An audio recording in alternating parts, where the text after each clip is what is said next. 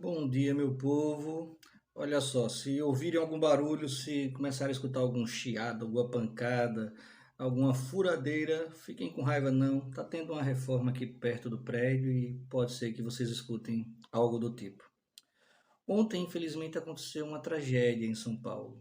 Um jovem, um adolescente, pré-adolescente de 13 anos, esfaqueou alguns amigos ou alguns conhecidos da escola, professores e tirou a vida de uma servidora, de uma professora. E a gente deve questionar por que isso mais uma vez está acontecendo.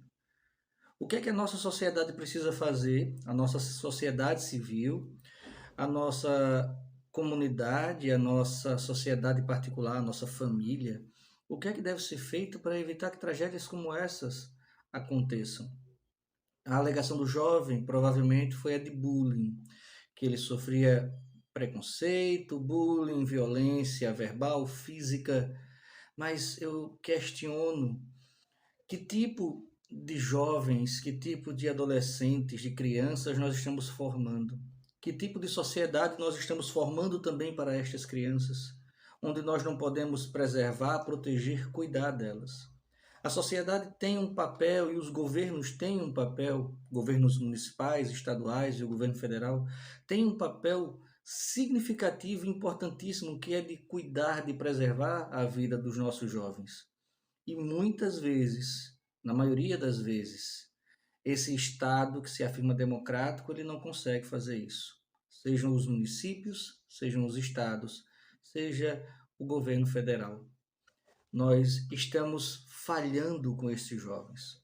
Nós estamos falhando em uma educação de qualidade, em uma formação de qualidade, em uma educação que faça com que esse jovem tenha uma mentalidade social, uma mentalidade de crescimento social, não só o crescimento econômico que a gente fala tanto, mas de viver em pares, viver em sociedade. Ensinar ao jovem a não ser uma ilha, como a gente vem divulgando, promulgando e falando tanto devido à internet. Ensinar esse jovem a ser gente, mas isso também passa pela família. Onde estavam os pais desse jovem que não fizeram, a meu ver, por enquanto, e se fizeram, deixo aqui já de antecipado o meu pedido de perdão. Onde estavam os pais desse jovem que não ensinaram o filho que a vida vai ser dura, que nós vamos sofrer preconceitos, bullying, irão apontar o dedo para a gente, irão dizer o que a gente pode e o que a gente não pode, mesmo quando a gente tem o direito de poder ir e vir. Onde estavam esses pais que, ouvindo que o filho estava sofrendo na escola, não foram até a escola? E se tudo isso aconteceu, se os pais deram esse suporte, se os pais acolheram o filho, se os pais foram até a escola, onde estava a escola para resolver essa situação? Então, quando a gente vai discutir, a gente vai ficar buscando culpados, a gente vai dizer que o culpado é o jovem que esfaqueou a professora, a gente vai dizer que os culpados foram os outros adolescentes que praticaram o bullying, a gente vai dizer que a culpa vem da família, a gente vai afirmar que o jovem é desajustado, a gente vai dizer que a nossa sociedade ela está doente, ela está vazia. E provavelmente tudo isso caminha junto, tudo isso está junto. Nós vivemos uma sociedade que enriqueceu em termos de conhecimento científico, tecnológico, em termos de conhecimento acadêmico. Mas, ao mesmo tempo que nós enriquecemos, nós também emburrecemos na afetividade. Nós não cuidamos dos outros como deveríamos cuidar. Nós não nos preocupamos com os outros como nós deveríamos nos preocupar.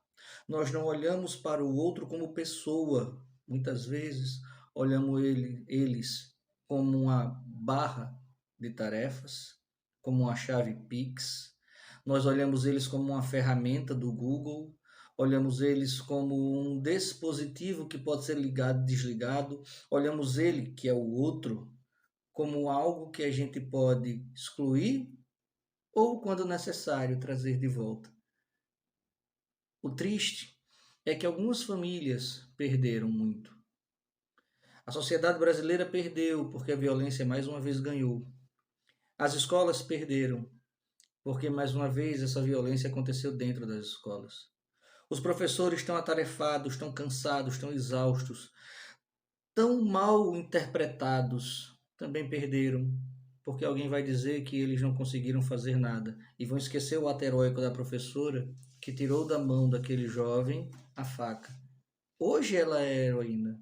Daqui a um tempo vão dizer que a escola dela não estava preparada. Os alunos perderam quando praticaram bullying. E os alunos perderam quando viram o seu companheiro esfaqueando os outros.